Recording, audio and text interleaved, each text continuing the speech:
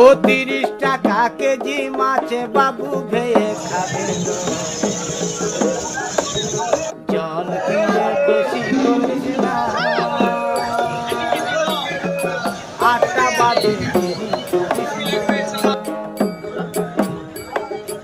8টা বাজে দেরি করিস না।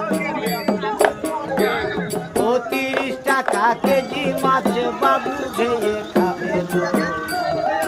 জল দিয়ে